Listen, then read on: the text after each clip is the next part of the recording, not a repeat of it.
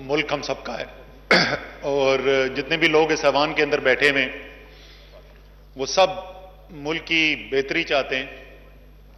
उस बेहतरी के लिए रास्ता क्या इख्तियार किया जाए उसके ऊपर दो राय जरूर होती है और है। उस राय का इजहार जो है वो अपोजिशन के मेंबरान ने भी किया है। उस राय का इजहार आपकी इजाजत से मैं भी करूंगा और इसलिए वाइंडिंग अप से पहले जो फैसले हैं, जो हमने अमेंडमेंट्स इसके पहले बिल्कुल मुख्तसरन कुछ बातें जिनका जिक्र किया गया, सिर्फ एक दो चीजें उनके ऊपर जरूर बात करना चाहूंगा। यहां पर बात की, एक तो बहुत ज्यादा बात हुई है पीएसडीपी के ऊपर, कट्स के ऊपर बहुत बात हुई है। मैं ज्यादा तफसील में जाए बगैर सिर्फ यह कहना चाहता हूं कि वो जो कत्लेआम की बात की जा रही थी कि पिछले साल पाकिस्तान के तरक्याती बजट जो था उसमें अल्लाह जाने कितना पैसा रकम लगाई जा रही थी और कितने मंसूबे किए जा रहे थे, तो सिर्फ ऐवान की याद दहानी के लिए सिर्फ हकायक ये अर्ज करना चाहता हूं कि कागज पे जरूर लिखा गया था कि इस साल 800 अरब रुपए खर्च किए, सिर्फ 661 अरब रुपए खर्च किए गए थे। यह हमने पहले भी कहा था। मईशत की समझने वाले मुझसे ज्यादा असेंबली के अंदर मौजूद हैं। जो तरक्याती अखराजात होने हैं इंशाअल्लाह ताला पिछले साल से ज्यादा इस साल किए जाएंगे। ये मैं पहले भी कह चुका हूं और अभी भी कह रहा हूं। इसके अंदर एक चीज मैं जरूर खुसूसी तौर पे एक जिक्र करना चाहता हूं और वो है, अपने मैं प्लानिंग मिनिस्टर के साथ, ऑनरेबल प्लानिंग मिनिस्टर से भी मैं रिक्वेस्ट करूंगा कि बलूचिस्तान के खुसूसी तौर पर वो मंसूबे हैं, वो है सिर्फ कागजी चेंज। ये मैं बता दूं, हकीकी मानत में कुछ भी नहीं। अनअप्रूव प्रोजेक्ट है, जब तक उसके PC1 बनने और आना है वो ऐसे ही कुछ नहीं होना था। वो सियासी काम भी कर सकते थे, बड़ा आसान था उनके लिए। कोई भी मंसूबा उस पर से ना निकालते, हर मंसूबे पे 100 रुपए खर्च करते रहते, सारे मंसूबे चलते रहते, ना कोई तकरीर होती, ना धुआंधार सियासत करने का मौका मिलता। लेकिन वो एक हकीकत की बुनियाद पर फैसले करना चाहते हैं। लेकिन खुसूसी तौर पर बलोचिस्तान के ऊपर मैं उनसे कहूंगा, चाहे अगर हमें कोई दूसरे इलाकों से थोड़ी सब्स्टिट्यूशन भी करनी पड़े, तो बलोचिस्तान के जो मंसूबे हैं, खास तौर पर बिजली की वहां पर जो है, और ये बड़ी अफसोस की बात है, ये खैबर पख्तूनख्वा के साथ भी हुआ है और ये बलोचिस्तान के साथ भी हुआ है और ये बार बार इसका जिक्र हम करते थे लेकिन इसके ऊपर तवज्जो नहीं दी गई। जो बहुत ज्यादा लोड शेडिंग वहां पर आपको सुनने को मिलती है, और स्पीकर साहब आप तो खुद एक ऐसे इलाके से हैं जिसको लोड शेडिंग ने मार दिया। तासुर ये देने की कोशिश की गई कि वो क्योंकि वो बिल नहीं अदा करते इसलिए उनके पास कम जाती है। हो सकता है कि कुछ ऐसे इलाके भी हों, लेकिन कड़वी हकीकत यह है कि वफाक जिस वक्त ट्रांसमिशन का निजाम बिछा रहा था तो उन्होंने वो तवज्जो छोटे सूबों पर नहीं दी जो उनको देनी चाहिए थी। नतीजा यह है कि आज बिजली हो भी तो आप बलूचिस्तान को उतनी बिजली नहीं दे सकते, उसके इलाकों में नहीं पहुंचा सकते जितना उसका हक है। ना खैबर पख्तूनख्वा में उतनी बिजली पहुंच सकती है। तो वो जो माजी की गलतियां हैं उनको भी दुरुस्त करना है। और जैसे मैंने कहा, बलूचिस्तान का तो पाकिस्तान के तमाम पाकिस्तानियों का मुतफिक, और मेरे ख्याल में ये तमाम सियासी पार्टियों की राय है कि उनका खुसूसी हक है। जिस तरीके से फाटा का एक खुसूसी हक है उनके लिए, ये उन इलाकों के लिए, और बड़ी कौमें होती बनती वही हैं जो अपने कमजोर इलाकों का ख्याल रखें और कोशिश करें कि वो भी जो ज्यादा तरक्की याफ्ता इलाके हैं उनके साथ बराबरी की सतह पर आके खड़े हुए। दूसरी चीज जिसका मैं जिक्र करना चाहता हूं, बड़ी जज्बाती तकरीर और बड़े दिल से बोल रहे थे। जब मैं भी सुन रहा था इनकी बातें तो मैं भी थोड़ी देर के लिए मैंने कहा बात तो बिल्कुल दुरुस्त कर रहे हैं, फिर मुझे, और बिल्कुल दुरुस्त कह रहे थे, बड़ी पुरानी दोस्त।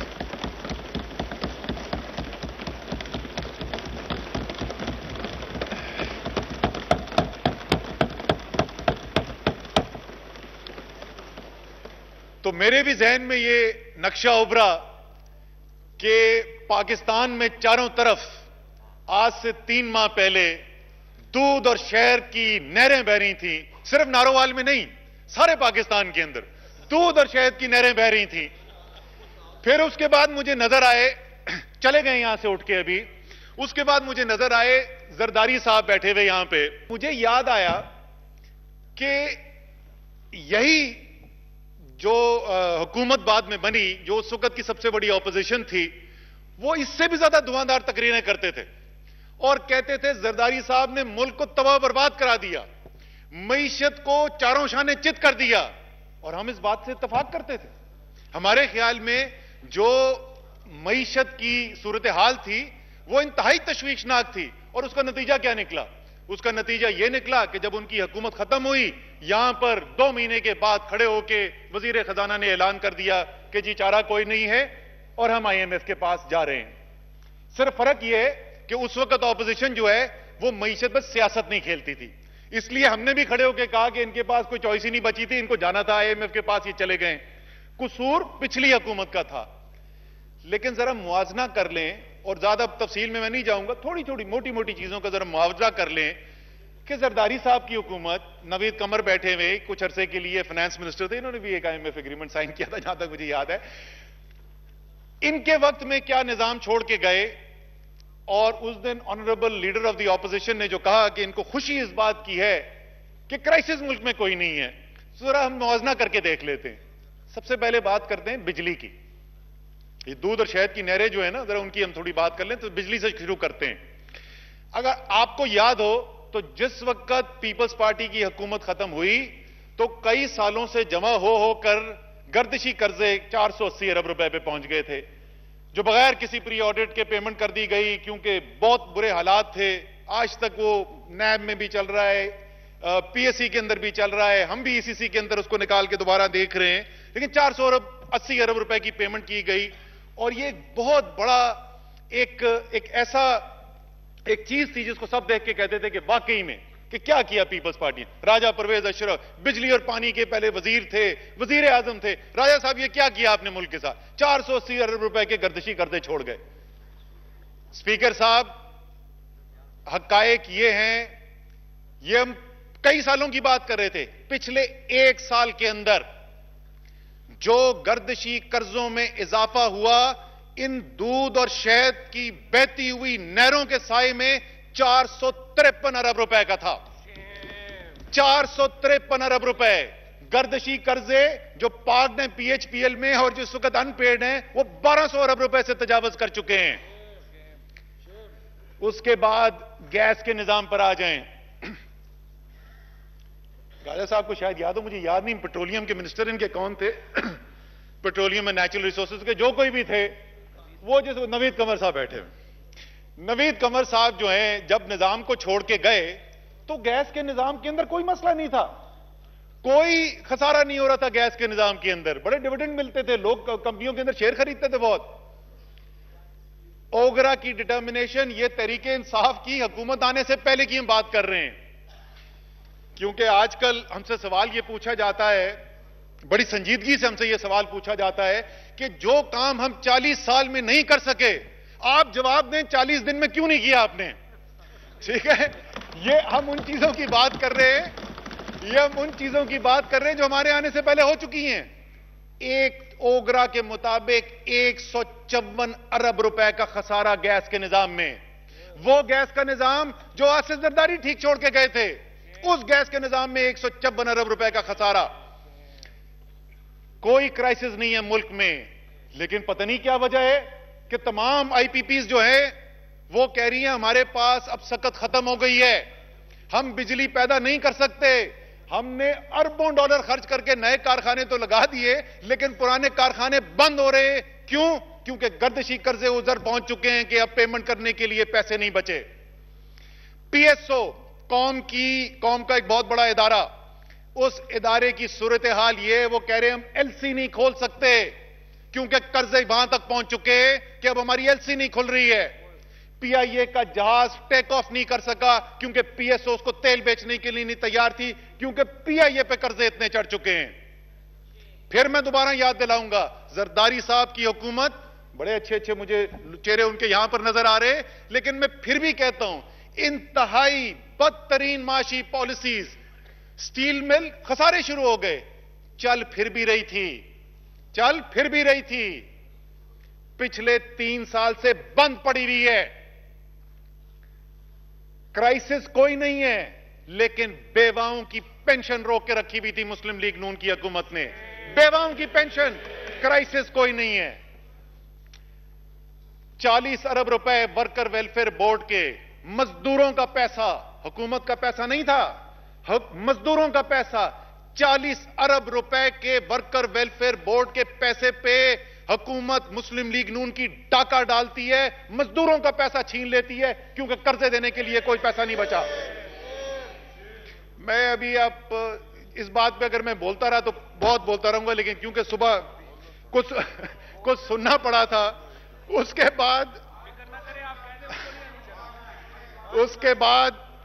बाद आखिर में मैं इसका भी जिक्र कर देता हूं। रियासत मदीना की बात की गई। जाहिर है हम तमाम मुसलमान उस रियासत को अपना आइडियल मानते हैं। हमारे ख्याल में हम सबकी कोशिश ये होनी चाहिए कि वो निजाम लेकर आए, वो हालात खड़े करें, वो माशी निजाम हो जो रियासत मदीना का निजाम हो। लेकिन उसकी बुनियादी जुज क्या था? उस निजाम का बुनियादी जुज इंसाफ था। उस निजाम के अंदर हाकिम वक्त, खलीफा वक्त से खड़ा होकर कोई पूछ सकता था कि तुम्हें इतना कपड़ा कैसे मिला? जो आज रियासत मदीना को याद कर रहे थे, काश उन्होंने यहां पे खड़े होकर इसी हॉल के अंदर उतने ही जज्बे के साथ तकरीर की होती कि स्टील मिल में लोगों की तनख्वाहें रोकने से, पेंशन रोकने से 2 खुदकुशियां हो गई हैं, लेकिन वजीर आजम की सिक्योरिटी के लिए नए BMW के लिए करोड़ों रुपए हैं, कुत्तों के लिए 24 लाख रुपए मौजूद हैं। काश उस दिन मदीना की रियासत याद आई होती। लेकिन चले हम आगे की तरफ देखेंगे। हमने इस बजट के ऊपर सिफारिशात मांगी थी।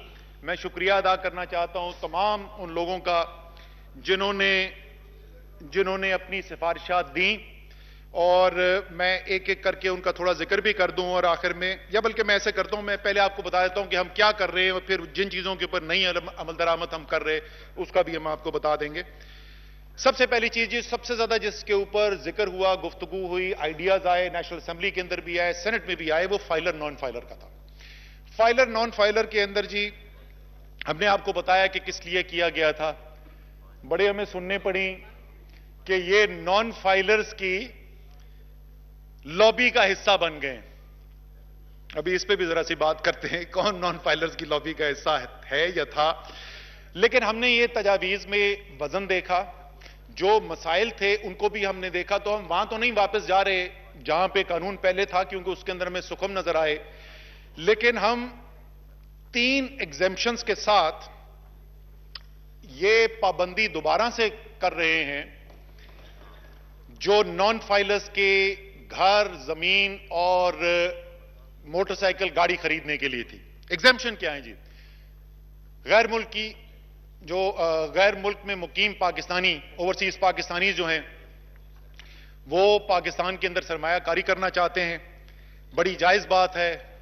इस वक्त वैसे भी उनका हुब्बुल वतनी का जज्बा जो है, मैं भी बाहर नौकरी कर चुका हूं, उस वक्त जब मुल्क के बाहर होते हैं तो आपको और ज्यादा दिल होता है, धड़कता है पाकिस्तान के लिए। वो यहां सरमायाकारी करना चाहते हैं, वो बाहर रहते हैं, उसको फाइलर होने की कोई जरूरत नहीं है। तो ये हमारे ख्याल में ये एक नाजायज बंदिश थी। तो हमने ये कहा है कि जी अगर वो वहां से डॉलर रेमिटेंस आती है उनके अकाउंट के अंदर, और तो उसकी बुनियाद के ऊपर वो जमीन खरीद सकेगा, और गाड़ी अगर खरीदना चाहता है तो कर सकेगा। एक इस्तिस्ना ये है। दूसरी एक जायज बात जो आई वो ये थी कि विरासत के अंदर अभी जो सूरत हाल पैदा हो गई थी, कोई खातून है, वो घरेलू खातून है, वो कहीं काम नहीं करती, या कोई और उनका कारोबार ऐसा है कि जिसके लिए या आमदनी उनकी इतनी नहीं है कि उनको फाइलर होने की जरूरत है, तो वो जायदाद उनके नाम मुंतकिल नहीं हो सकती थी। जिस किसी विरासत से आपको मिल रहा है तो आपको इस्तिस्ना हासिल होगी। तीसरी चीज जो ये की गई है, शायद उस वक्त इतना गौर से देखा नहीं गया था, लेकिन ये उमूमी तौर पे मुस्लिम लीग नून जो है वो गरीबों के बारे में सोचती जरा सा कम है, तो इसलिए इतना कोई ताज्जुब की बात भी नहीं है कि इन्होंने ये सोचा नहीं कि वो जो छोटी छोटी मोटरसाइकिलें खरीदते हैं, मोटर रिक्शा वाले होते हैं, उनकी तो आमदनी इतनी है, वो बेचारे कहां से फाइलर होंगे। तो कोई भी एग्जम्पशन नहीं थी इसके अंदर। तो हमने 200 सीसी से नीचे जो है उनके लिए इस्तिस्ना कर दी है, ताकि गरीब आदमी जिसकी आमदनी नहीं इतनी फाइलर हो सके, वो खरीद सके। आखिरी चीज जो इसके अंदर हमने तब्दील की है, वो इसलिए तब्दील की है कि पिछली दफा कानून तो बता दिया गया था, लेकिन शायद कोई इरादा नहीं था उसके ऊपर अमल दरामद कराने का। बहुत सारे पहले भी कवानीन है, तो ये कोई पेनल्टी नहीं थी, कोई जुर्माना नहीं था कि अगर इस कानून के होने के बावजूद कोई गाड़ी बेच देता है, कोई कंपनी जो है वो गाड़ी बेच देती है या कोई प्रॉपर्टी रजिस्टर कर देता है, तो होगा क्या। तो हमने इसके अंदर जुर्माना अब शामिल किया है कि कानून होते हुए अगर इस कानून की खिलाफ वर्जी होगी तो उसका जुर्माना हमने आयद कर दिया है। दूसरी चीज जी, जो अभी ईसीसी ने फैसला किया था, सबसे गरीब तरीन जो पाकिस्तान में लोग हैं, वो तो या लकड़ी बेचारा इस्तेमाल करता है या एलपीजी के सिलेंडर इस्तेमाल करता है, महंगी उसको एलपीजी मिल रही थी। तो हमने तब्दीली की कानून के अंदर, और हम 30% के लगभग जो टोटल इंपोर्ट ड्यूटीज होती थी जीएसटी की मद के अंदर और रेगुलेटरी ड्यूटी की मद के अंदर, उसको कम करके हम तकरीबन 1/3 पे लाके 10% कर रहे हैं। यह दूसरी तब्दीली हमने की है। तीसरी, नॉन फाइलर्स के ऊपर, नॉन फाइलर्स के ऊपर बेतहाशा हमारे पास इंफॉर्मेशन मौजूद है। मुझे आज तक याद है कि 2013 के इलेक्शन से पहले जियो का एक प्रोग्राम था, उस पे मैं भी था और तमाम सियासी पार्टीज के लोग भी थे, और मैंने भी और मुस्लिम लीग नून के जो नुमाइंदे हैं उन्होंने बड़े जोशो खरोश से बात की कि जनाब इतना डेटा मौजूद है, लोगों के पास बड़े बड़े वो घर खरीद रहे हैं, बड़ी बड़ी गाड़ियां खरीद रहे हैं, वो फर्स्ट क्लास एयर ट्रेवल कर रहे हैं, और बहुत सारे तरीके, करोड़ों रुपए की ट्रांजैक्शन बैंकों से कर रहे हैं। उनको पूछता नहीं है एफबीआर, कौन सा कानून है जो उनको रोकता था। हमने, स्पीकर साहब आपको यकीनन खुशी होगी क्योंकि मुझे पता है कि आप भी इसके बारे में पहले बात कर चुके हैं। जैसा मैंने पिछले हफ्ते तकरीर के अंदर वादा किया था इसी असेंबली के अंदर, जो बड़े बड़े नॉन फाइलर्स हैं उनके खिलाफ कैंपेन का कल से आगाज हो चुका है। जिन्होंने बड़े बड़े घर खरीदे, जिन्होंने बड़ी बड़ी गाड़ियां खरीदी लेकिन वो फाइलर होने की जहमत नहीं की, उनके पहले 169 जो सबसे बड़े जो थे, वो एक कट ऑफ हमने यूज किया था, उनको नोटिस इशू हो गए हैं। इस हफ्ते के एंड तक नेक्स्ट सीरीज जाएगी, ये मामला हजारों में जल्द पहुंचेगा। और हम पैगाम देना चाहते हैं, मैं फिर एक दफा तमाम वो पाकिस्तान में लोग जो साहिब सरबत लोग हैं और फाइलर नहीं हैं, मैं एक दफा फिर उनको ये पैगाम देना चाहता हूं, देखें आप भी पाकिस्तानी हैं, कहीं ना कहीं आपके दिल में भी वतन की मोहब्बत होगी। ये मुल्क वैसा नहीं हो सकता जैसे हम सबकी ख्वाहिश है, जब तक वो लोग जो इस्तिताअत रखते हैं, जो साहिब सरवत हैं, वो अपने हिस्से का जायज टैक्स ना अदा करें। मैं आपसे फिर अपील कर रहा हूं, इस वक्त हमने टैक्स रिटर्न फाइल करने की मियाद बढ़ा दी है, हम फिर मौका दे रहे हैं, साथ हमने ये भी काम शुरू कर दिया है, क्योंकि जजा और सजा दोनों होनी चाहिए। अभी भी वक्त है, टैक्स नेट के अंदर आ जाएं। आपको वजीर आजम पाकिस्तान का वादा है कि कौम का पैसा कौम पर खर्च होगा, न दुबई में महल बनेंगे, न लंदन में जायदाद बनेगी, न स्विट्जरलैंड के बैंक अकाउंट्स में जाएगा। कौम का पैसा कौम पर खर्च होगा। आए इस मुल्क की तरक्की के अंदर हिस्सेदार बने। लेकिन अगर आप ये करने को तैयार नहीं है, मैं नॉन फाइलर से मुखातिब हूं, अगर आप ये करने के लिए तैयार नहीं है तो फिर ये याद रखें, ये रियासत इतनी कमजोर नहीं है जितनी नजर आती है। जब दयानतदार लोग फैसला करने की कुर्सी पर बैठेंगे, जिनको अपने चोरी किए हुए पैसे की फिक्र नहीं होगी, तो इस रियासत में दम है कि आपसे यह पैसा निकलवा भी सके। हमने इसको काम को करने के लिए स्पीकर साहब तमाम हम जो जदीद तरीकेकार हैं उनको भी इस्तेमाल करना चाहते हैं। तो दो चीजें हमने इसके अंदर कही हैं। पहली वाली बैंक अकाउंट्स की इंफॉर्मेशन है, और इस इंफॉर्मेशन को लेने के लिए हम जो है विदहोल्डिंग टैक्स होल्ड करता है बैंक, और ये तमाम विदहोल्डिंग टैक्स एजेंट्स के ऊपर ये कानूनी जिम्मेदारी है कि वो जो विदहोल्ड किया है टैक्स, उसकी इंफॉर्मेशन जो है वो पहुंचाएं। अभी तक इसके ऊपर कुछ हीलो हुज्जत हो रही थी, हमने एक्सप्लिसिटली इसके अंदर लिख लिया है, गवर्नर स्टेट बैंक से बात कर ली है। तो वो लोग जिनकी बड़ी बड़ी, और ये हम लोगों को ना तंग करना चाहते हैं, ना हम इतनी इंफॉर्मेशन चाहते हैं कि वो निजाम ही गिर जाए। जिस तरह हमें याद है कि हमने पनामा के बाद जब इस वक्त तजवीज दी थी कि कमीशन बनाया जाए और तहकीकात की जाए, तो हमें जवाब में यह कहा गया कि ऐसा करते हैं 1947 से जितने पब्लिक ऑफिस होल्डर हैं, मतलब ना कर दिया गल्ला, हम ऐसा नहीं करना चाहते। हम ये चाहते हैं सिर्फ वो लोग जो बड़ी बड़ी रकूम अपने बैंक अकाउंट्स में रखते हैं, इस्तेमाल करते हैं, फाइलर्स नहीं है, उनकी इंफॉर्मेशन लेंगे हम। और दूसरा, आजकल टेक्नोलॉजी के अंदर, और एहसन इकबाल साहब को टेक्नोलॉजी में इंटरेस्ट भी है, तो इनको पता है एल्गोरिदम्स बहुत एडवांस हो गई हैं दुनिया के अंदर। इस वक्त जो टैक्स कलेक्शन एजेंसीज हैं वो सिर्फ पुराने तरीकेकार नहीं इस्तेमाल करती, वो इस वक्त मॉडर्न टेक्नोलॉजी इस्तेमाल करती हैं। दुनिया के जो ग्लोबल एक्सपर्ट्स हैं वो हम इस वक्त एफबीआर के अंदर नहीं है, कैपेसिटी में एफबीआर की बिल्ड करेंगे लेकिन टाइम लगेगा। तो हम ये चाहते हैं कि अनोनिमसली, लोगों का नाम दिए बगैर, वो डेटा जिसकी बुनियाद के ऊपर ये सारे एल्गोरिदम्स रन करके हम आइडेंटिफाई कर सकें कि कहां सबसे बड़े टैक्स इवेडर्स हैं, कौन लोग हैं जो सबसे बड़े टैक्स इवेडर्स हैं, उनकी आइडेंटिफिकेशन की जाए। ये इसके अंदर आखिरी कदम है जो हमने अमेंडमेंट के अंदर डाला है। कुछ और आई थी सिफारिशात सेनेट की तरफ से, फाइलर नॉन फाइलर की, और हमारे अपने नेशनल असेंबली के मेंबर्स जी है उनकी भी जो थी। फाइलर नॉन फाइलर्स वाला मैंने आपको बता दिया, सबसे ज्यादा सिफारिशात उसके बारे में थी।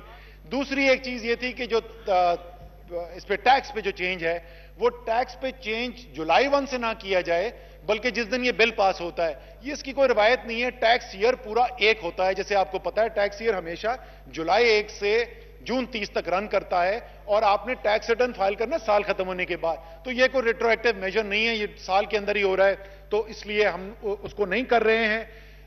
एक और आई थी रिक्वेस्ट कि ये जो दयामीर भाषा डैम का जो फंड है, सुप्रीम कोर्ट फंड जो है, supreme court prime minister fund, उसके अंदर जो एग्जेम्पशन दी गई है कि सवाल नहीं पूछे जाएंगे, उसको खत्म किया जाए कि इससे जो है वो जो लोगों ने जिन्होंने टैक्स का पैसा छुपाया है उनकी मदद होती है। मैं आपको सच्ची बात बताऊं, जब पहली दफा मेरे पास ये रिक्वेस्ट आई ना, तो मेरा भी यही रिएक्शन था। और फिर मैंने सोचा कि हम जो एतराज करते हैं, हम तो ये एतराज करते हैं कि 100 रुपए चोरी किए, 3 रुपए दिए और आपका 97 रुपए साफ हो गया। यहां पे तो वो 100 का 100 जमा करा रहा है। हम उस शख्स को तो कोई एमनेस्टी नहीं दे रहे हैं, सिर्फ एमनेस्टी उस पैसे को मिल रही है जो एक कौमी काम के लिए है। तो उसने जब सारे का सारा पैसा जमा करा दिया, ये रिक्वेस्ट पे हमने सुप्रीम कोर्ट के किया था, लेकिन मेरे ख्याल में वो जायज बात भी थी, इसलिए मेरे ख्याल में वो फैसला जो है वो ठीक किया गया है। उसको हम तकरीबन तमाम जो हमने देख ली हैं। आखिर में मैं फिर एक दफा शुक्रिया अदा करना चाहता हूं उन तमाम लोगों का जिन्होंने इस मुबाहिसे के अंदर हिस्सा लिया, अपनी तजावीज दी, और आखिर में सिर्फ इस अपील के साथ मैं इख्तिताम करना चाहता हूं। सर, एग्रीकल्चर पे अल्हम्दुलिल्लाह। अच्छा, ये मुझे एक और चीज स्पीकर साहब, एक चीज मुझे बड़ी पसंद आई कि बड़ी धुआंधार तकरीरें होती हैं। कुल मेरे पास जो कौमी असेंबली की जो आपके ऑफिस के वसातत से मेरे पास अमेंडमेंट्स आई हैं, वो कुल शायद 4 या 5 हैं। उसमें अल्हम्दुलिल्लाह एग्रीकल्चर का कहीं जिक्र नहीं है। लेकिन जैसे मैं आपको पहले जिक्र कर चुका था तालपुर साहब, जैसे मैं पहले जिक्र कर था, आपको पता है किसान हमारे दिल के करीब है।